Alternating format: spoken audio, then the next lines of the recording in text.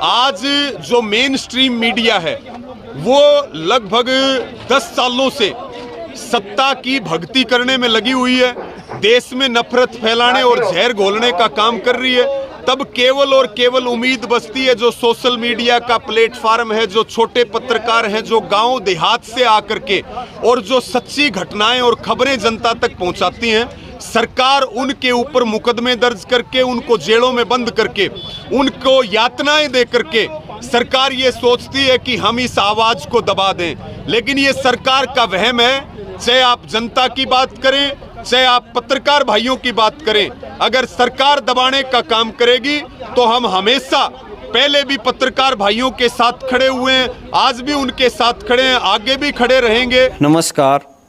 रेवाड़ी के रामगढ़ भगवानपुर का धरना 100वें दिन में पहुंच गया है। किसान नेता रवि आजाद वहां पर पहुंचे और सरकार की कार्यप्रणाली पर सख्त लहजे में बात की। उन्होंने कहा सरकार की मंशा कुछ ठीक नहीं लग रही है।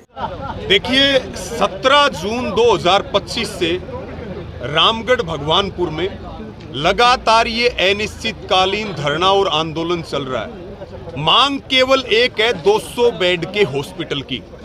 और केंद्र में मंत्री हैं राव इंद्रजीत, उनकी एक रिकॉर्डिंग भी वायरल हुई जिसमें उन्होंने कहा कि आप हमें इतने एकड़ लैंड वाटर वर्क्स के लिए दे दीजिए, बदले में हम आपको एक बढ़िया भव्य हॉस्पिटल बना करके देंगे।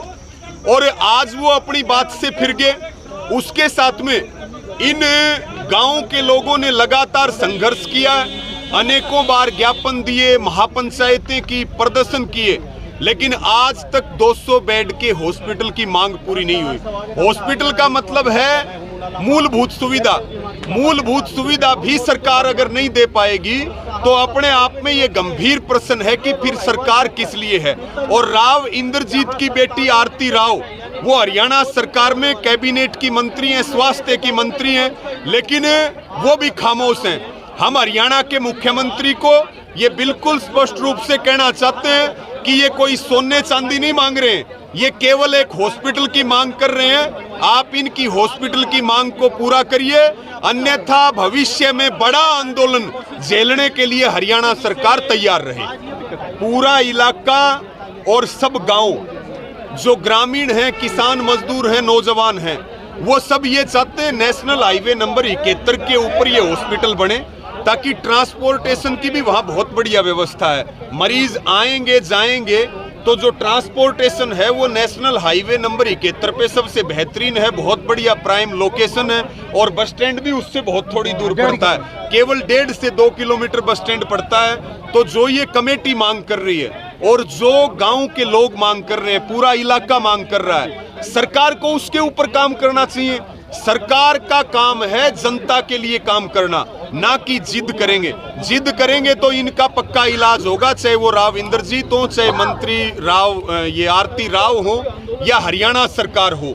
ये तो आज की पंचायत में भी लोगों ने एकजुट होकर के कहा है। और केवल हम नौजवानों की बात क्यों करें, किसानों की बात क्यों करें, यहाँ बड़ी संख्या में हमारी माताएं और बहनें हैं जो आर पार की लड़ाई लड़ने के लिए तैयार। मीडिया को चौथा स्तंभ बोला जाता है जी, और कुछ पत्रकारों पे एफआईआर दर्ज भी हुई है। क्या यहाँ पर तानाशाही का हिसाब है? क्या यहाँ दर्ज हुई है?